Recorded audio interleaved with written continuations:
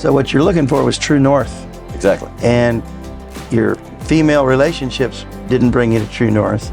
And money didn't bring you to true north, and businesses didn't bring you to true north, but your relationship with God is the true north that you can stand on. I think that I had said that on the way up here. Or actually, no, I was coming back from one of the court dates you took me to. I came up here to reset my moral compass, my life compass, everything. Unless it's pointing at Jesus, and pick up the Bible. Just, if you thumb through it, even if you just read a few passages a day, it's going to get you that much closer. It's going to apply somewhere in your life. Something will jump out at you.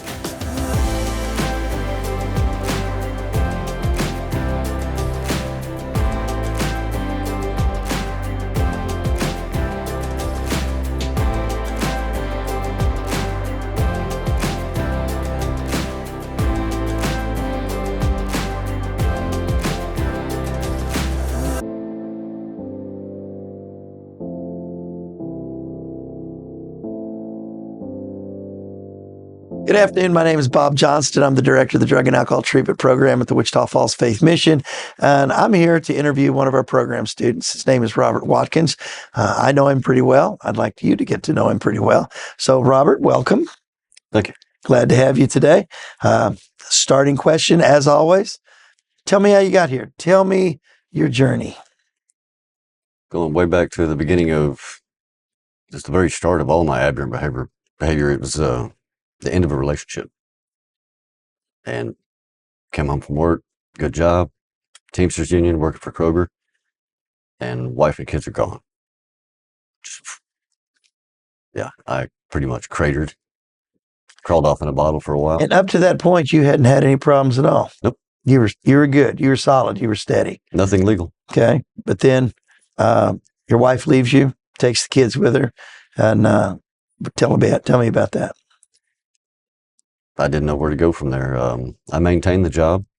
I even maintained the place of residence for a while.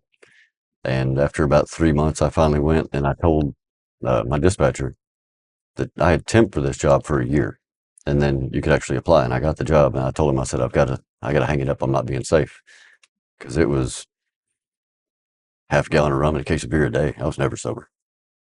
And I said, look, I'm saving somebody's life here. You know, okay. Not me, somebody else too. So that was the beginning of a pretty long road. Oh yeah. 10 years. Yeah. Carry us through some of that. From there, I knew I needed to be around somebody. So I moved in with my sister for a little bit, kind of started coming out of it, got another job, hauling rock, trying to establish some kind of communication with either my in-laws, they didn't know where she was, or with her, and I just kind of muddled through that. Still at the very beginning stages of either coming out of an addiction or dipping back into it. It was just like a roller coaster. The only thing that I could do was try to maintain. But I had based my entire identity on being a husband, being a father. And whenever that was gone, I had nothing. I didn't have Christ in my life. We did go to church, but that's all I did. I just went to church.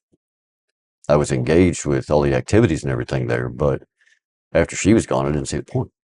Okay. So it's about activities, not really relationship at that point. Yep. Okay. So where did we pick you up?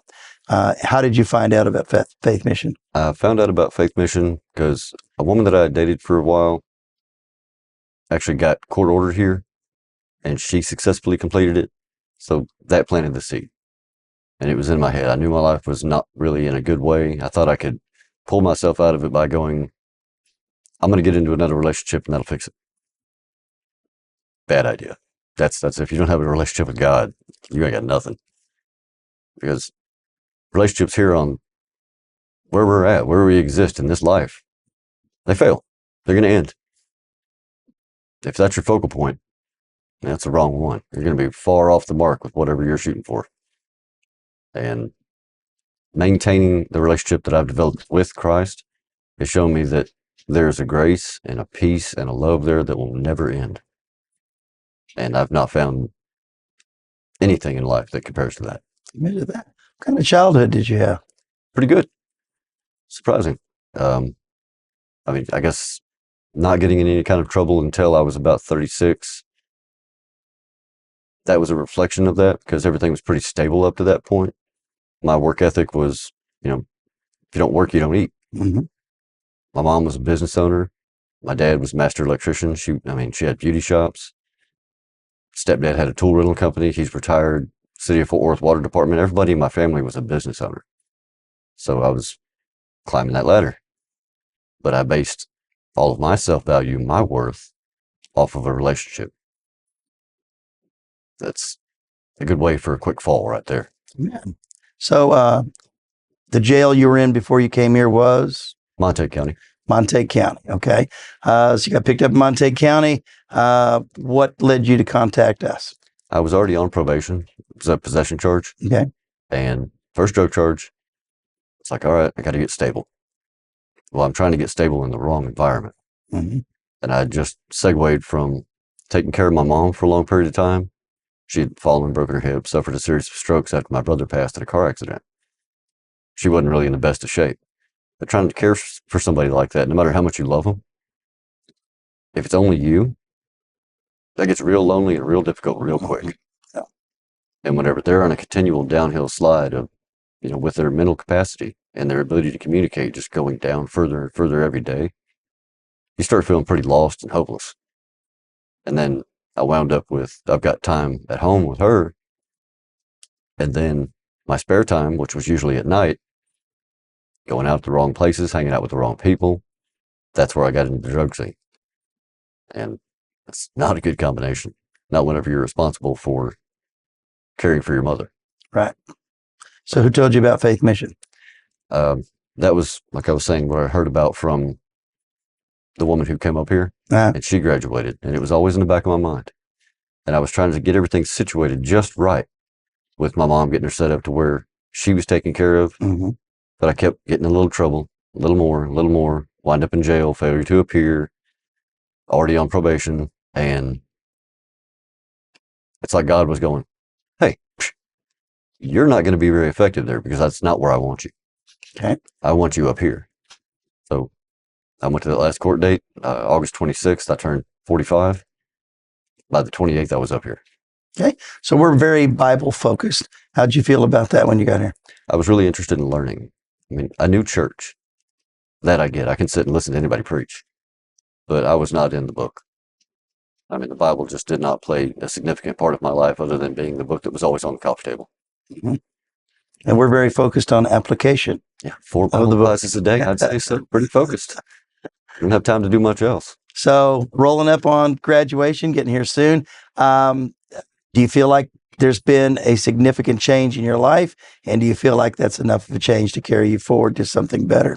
The significance of the change in my life that I've noticed has been primarily my family doesn't have any kind of a spiritual leader at all. Mm-hmm. My dad's not particularly spiritual. He does well. He's retired now. My mom never really pushed church too much.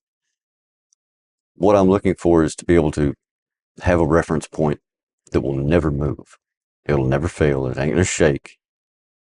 I can say, look, this is not biblical. This is not the way God taught. This is not the way Jesus taught. It's not a part of the rules. So you don't need to go that way, and be able to teach my children and guide them in that.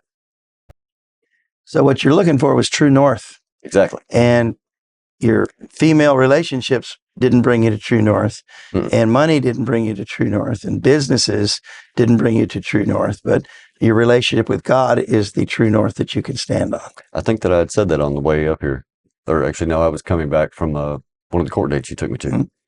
I came up here to reset my moral compass, my life compass, everything. And unless it's pointing at Jesus, and pick up the Bible. Just, if you thumb through it, even if you just read a few passages a day, it's going to get you that much closer. It's going to apply somewhere in your life. Something will jump out at you. It's always... That's going to help you make the better decisions. Yes. Okay. And ask God. Don't forget, before you do anything, pray. Pray before you do it. Pray while you're doing it. Pray after you do it. We talked about that this morning. Mm-hmm. So going forward, graduation's upcoming. What's your plan? Plan is to go into business with a business contact that I've made in here that I knew briefly outside of here. Spray foam insulation, it's a new talent, new skill, new trade. I've been a truck driver for all my life, my professional life anyway. That didn't seem to turn out too well. It either keeps you away from home too long. It asks too much of you. It's too demanding. And then the time you have at home is not like really home at time. It's not good quality home time. It's just, you're there and then you're just waiting to go back to work. So too much alone time and addictive behaviors, just generally not good. No, one of them feeds the other. Amen to that. Amen to that. Anything else you'd like to add before we close today? I could say to anybody seeing this online or looking into possibly visiting here, call, check it out, see if you feel like it's going to be a good fit. Don't be afraid to try it. If it doesn't work out, at least you'll have that initiative that you tried. Failing is not actually failure. Failing to get back up is failure. There you go. Well, thanks for coming by, Robert. We appreciate you very much today. Thank you. All right.